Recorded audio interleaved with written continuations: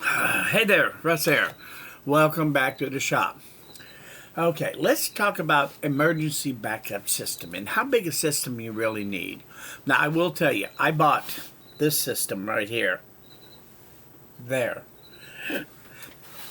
And I put that together, and quite honestly, it's I probably now, between my generator and all the batteries and everything, I've got probably $9,000 wrapped up. That's really more money than I really should have in a system like this. But it does function, and I'll guarantee you that I can get by with it. And most importantly, whatever system you design, you want it to be perpetual. By perpetual, I mean if your power is off for several days, the batteries alone aren't going to cut it. You're going to have another way to regenerate those batteries so they can keep giving that energy to the house. And quite frankly, if you're in emergency mode, you don't want to have to all of a sudden deal with solar and all that. And who wants solar panels sitting around in their yard when it's not in use? So solar is not a good alternative. It's not a good way of recharging your batteries. Plus, they're not dependable. You don't know really. It's a catch.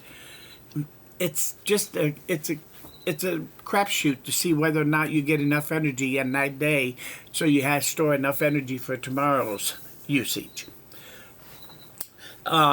So you really need a battery bank and a generator, and you want them both to work in harmony.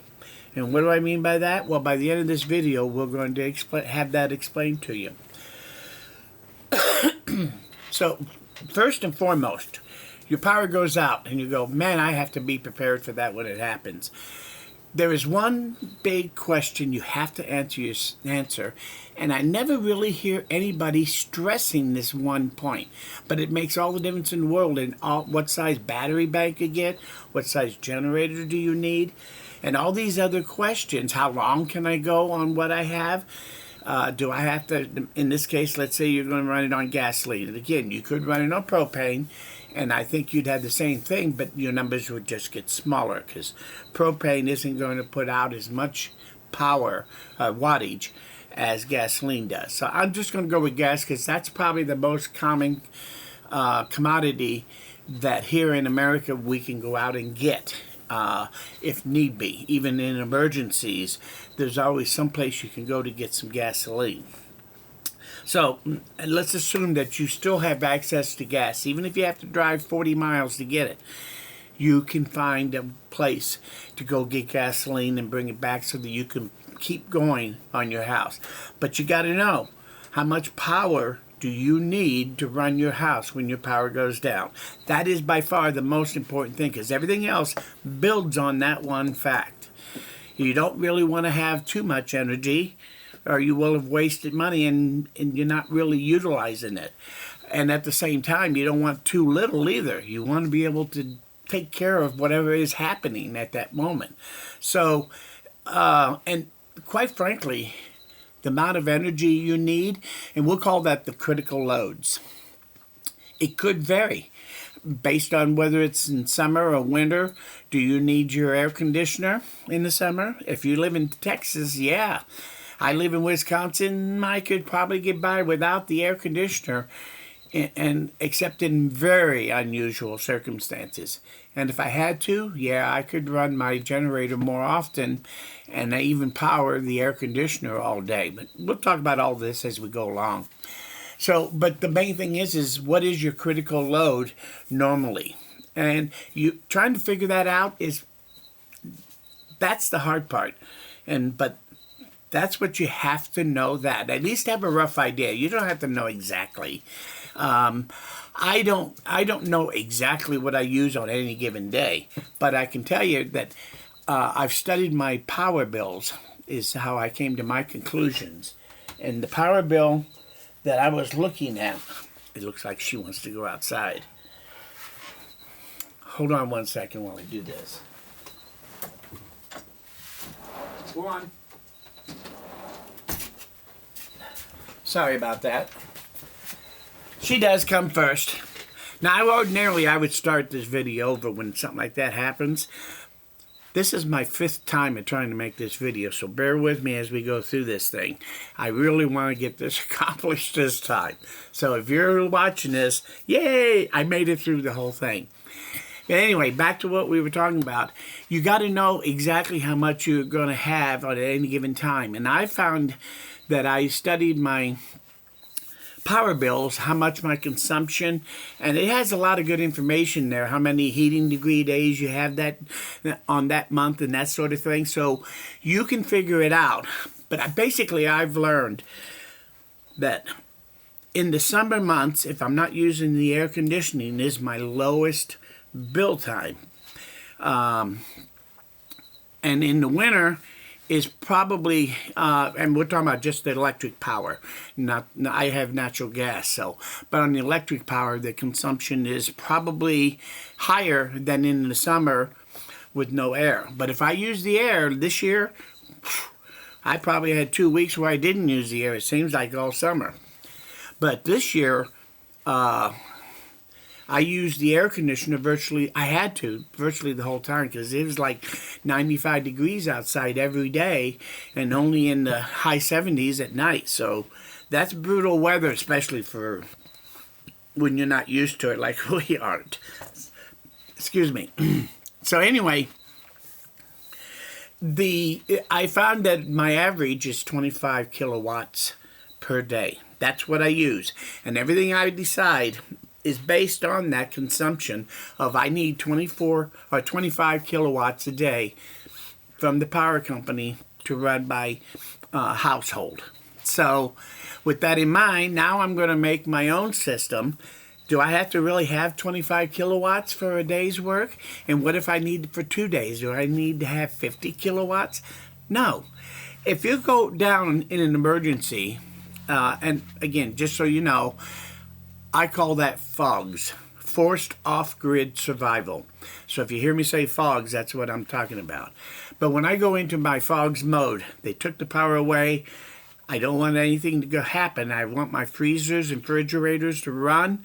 I want to be able to turn the light on when I go in the bathroom. So I have a battery system, and I've decided I'm going to hook mine up through by plugging in the whole house. You don't have to have a big power to hook it up to your house. You just have to control it either through a transfer switch that you would have to have installed or install yourself. A lot of work, very expensive if you have to have an electrician do it. But me, I just play musical breakers. I have a regular switch breaker, an interlock, and I have a plug-in. The L1430P. It's the same plug-in that you use to plug in generators into your house. If you wanted to plug your generator into most houses here in the U.S., they run on 240 split phase. So that 240 plug-in is used regularly for when you're running generators and you want to hook them up to the house. That's the plug-in that the generators use. So you want to use that same plug-in. And then on your generator, with your battery pack, you really want to get a 240 volt. I do. I wanted to get a 240 volt backup system, so I could just, the power goes out, I flip a couple of breakers, I plug the thing in, I turn it on. I'm sorry, I missed a step. When the power is out, I go to the interlock, switch the interlock, turn off all my breakers, and then go out, I start up my electric generator. I go back to the fuse panel, and you have those marked with let's say a red spot, so that you can go in there, flip all those on. So now all your critical loads are running, and everything else is turned off. I didn't use a generator box. It's very easy to do it once you set it up, and you don't have to spend that $1,000, $1,500 for that transfer box. Just a simple plug-in. You don't even need, other than the plug-in box, you don't have to worry about having codes or having permits or any of that stuff if you do it that way. And you can still plug it in. Now, there are some solar generators out there. In fact, I have 3 of them here with some stats on them, because we're going to go over that before I'm done, so you can understand What is your best choice? Well, again, everything you do is based first and foremost on how much you use in that 24-hour period. And everything you decide is going to have to be based on that so that you know you have that power made and ready to go and you can use it. And as you're using it up, you can replenish it. So that's why your battery and your generator need to work in harmony so that you don't run that generator any more than you have to in every 24 hours. Right now, I can run mine, maintain everything. I run my generator for right at 5 hours a day, and that's it. So that makes, I run it for 2.5 hours a day if the power is gone and I have to run off my own power source. I generate it in a 5-hour period, splitting that in half morning and afternoon, and I have a large enough battery bank to store that energy to be able to use it the next day. So these things you have to have how much battery power do you need to have on hand to get through and be able to perpetually use your generator. The other thing you have to really think about is how much gasoline do you need on hand? In 24 hours, how much gasoline are you going to burn in that generator to be able to create however much wattage you're using every day? Again, using the 25 kilowatt scenario, I would venture a guess first off that I would be able to easily do 5,000 less watts if I go to fogs mode. So let's just base what I do really, and I base it on I'm going to use in fogs mode, I'm probably going to use about 20 kilowatts a day. So in any system that you're going to do and you know what your wattage is that you're going to be using, I would recommend that you have no less than half of what you need in a 24-hour period.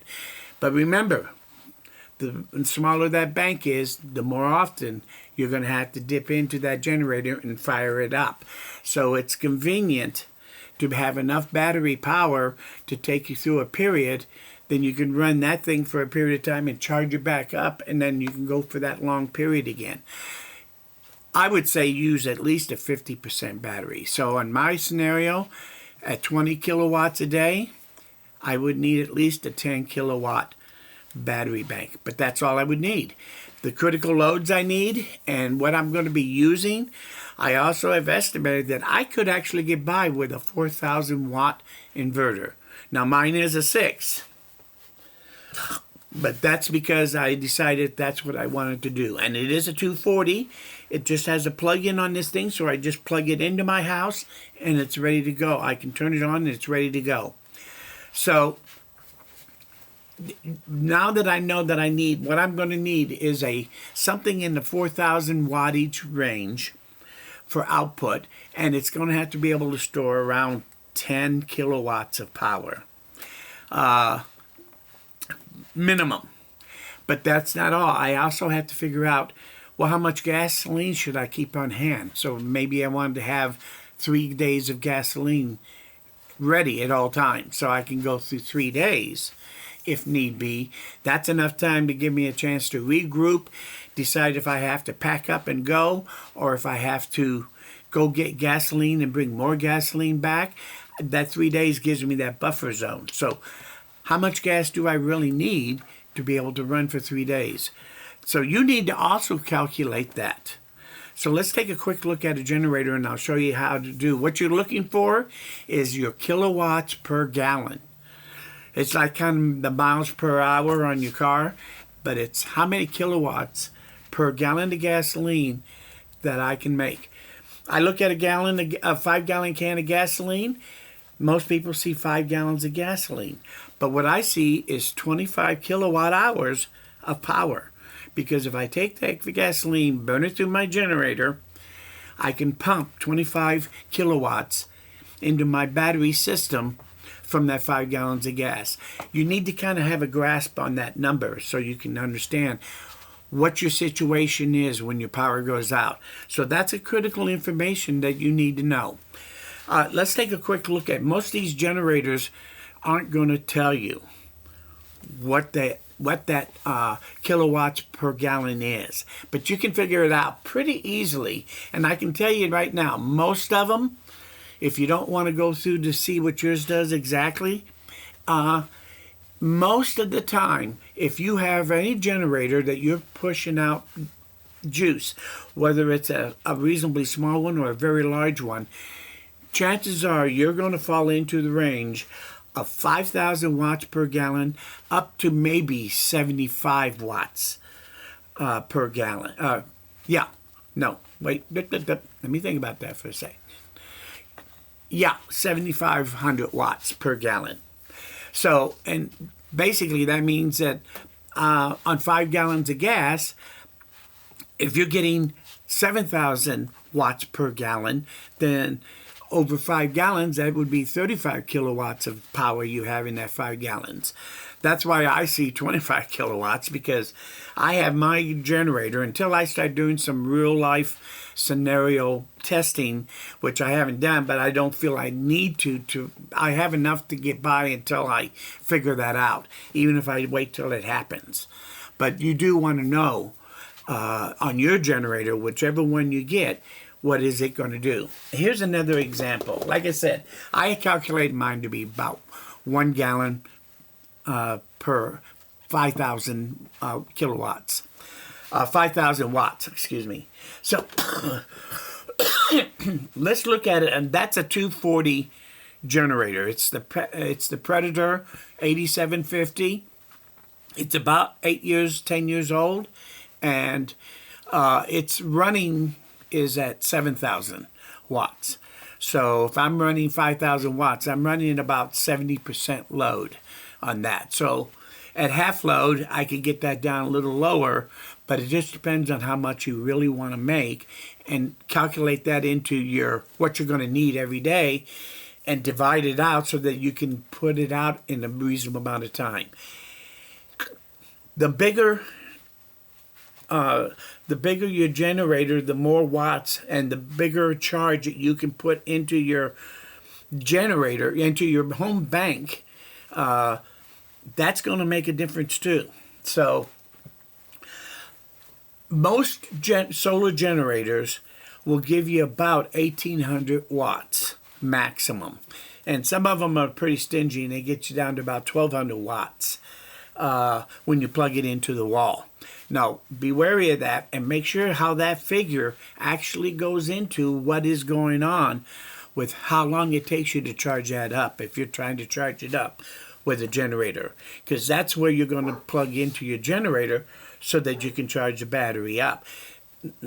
So, and why is it up to 1,800 watts max? Because it's a 15 amp circuit in your house. That's the standard here in America. So most of the time, the most you're going to get out of a regular plug-in and outlet charger is around 1,800 watts.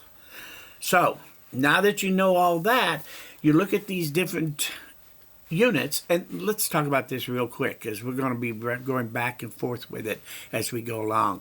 This is the Bluetti Apex 300, and I figured also, when my calculations, I figured having one extra battery. Well, and that's because that battery pack, what it comes with, it's only 2.7 kilowatt hours. So that's not really enough to compare to the rest of this to fit into your scenario. If you have only a 10,000 kilowatt usage a day, then you're going to want probably a 5,000 kilowatt, approximately 5 kilowatt hour battery bank.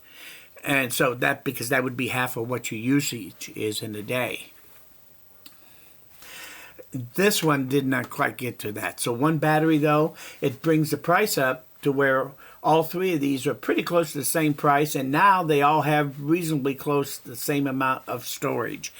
So I just figured that to compare apples to apples, this is as close as I can get in my research. So the three of them is the Apex 300 with that extra battery, the standard Delta Pro 3, and the F3800 Plus.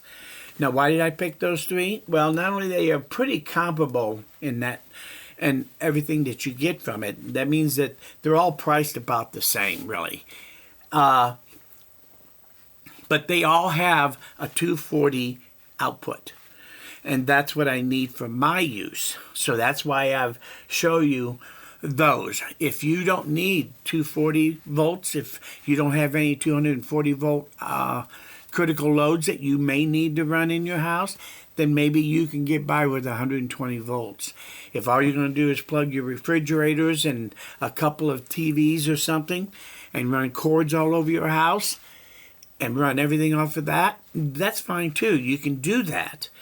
I prefer not to use the cords. It's just as easy to plug the one in, turn off all the breakers, turn on only the critical loads on my breaker box, and I'm good to go.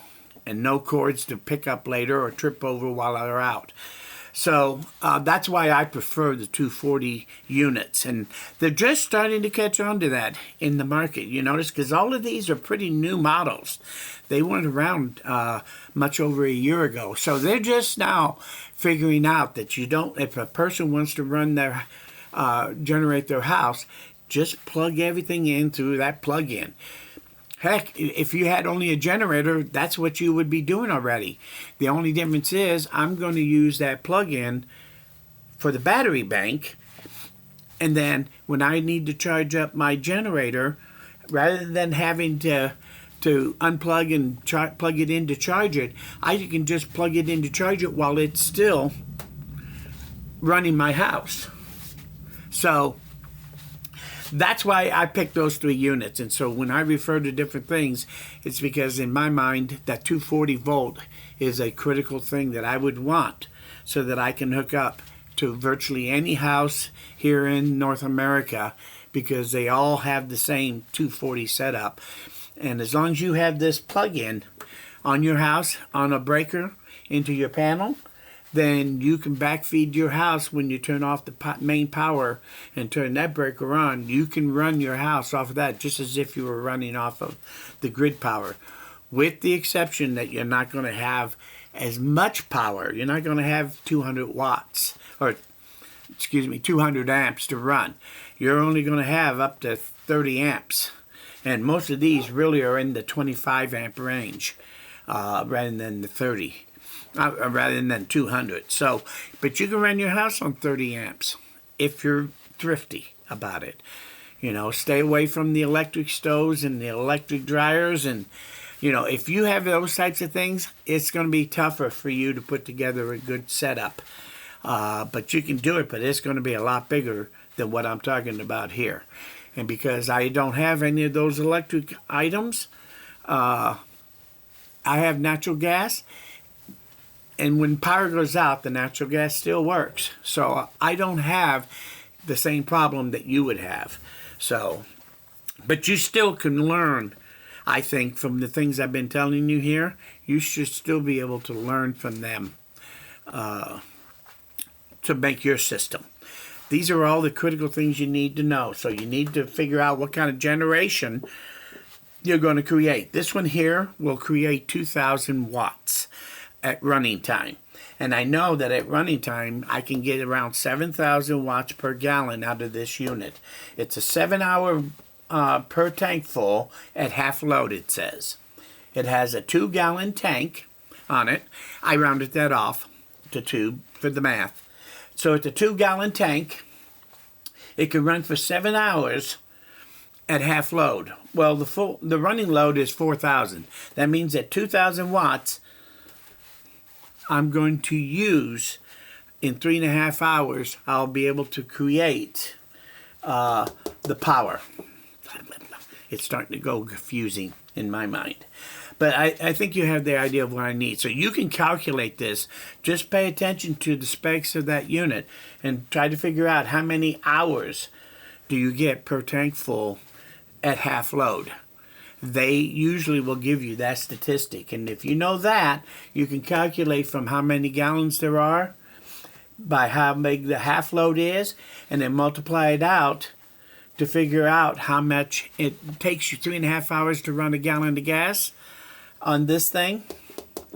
then that means that 3.5 hours of 2,000 watts per hour is 7,000 watts. So this one here has a 7 kilowatt per gallon is what it does. So, and like I said, mine does 5. So you have to figure that out to make sure you have an accurate account. But you can use round numbers right now. You know that if you have a small generator like this that only puts out 2,000 watts, you're going to get a little better gas mileage on a steady of charging at half load. Whereas on mine, on a half load, it's a little higher, but I don't have to run mine as long. I'm also putting out that gallon of gas in 1 hour and getting 5,000 gallons back. So I make up for how long each day my generator has to run by having a little more power. But I also have the charging capability to push 5,000 watts into my system. You can't necessarily do that with these units. Now I'd have, just to solve that problem, I'm going to tell you now, if you look at the comparable numbers of here, I built my own unit in my head by going out on the internet and figuring out how much money I could spend to make a unit like they have here. So the unit I have designed has a 4,000 watt inverter. It has 5.1 kilowatt hours of watt hours storage, and my total cost for all the components, which I broke down here, all these components only cost right at $1,485.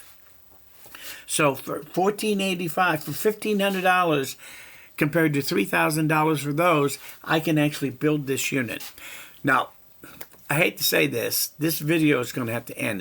It's over 26 minutes long now. So let me cut this off. I'm going to do a part 2, and I'll put it out pretty quickly right after I put out part 1. I'm going to go ahead and get this start downloading, and then I'm going to put out part 2, and I'll put it out when I'm done with that. So there's a lot to listen to over the next couple of days if you want, but I don't think I can go much over what I'm calling on time. So listen, come on back. Don't get discouraged, because as I always say, I'm nowhere near done. I'll see you in a few. Thanks, and bye.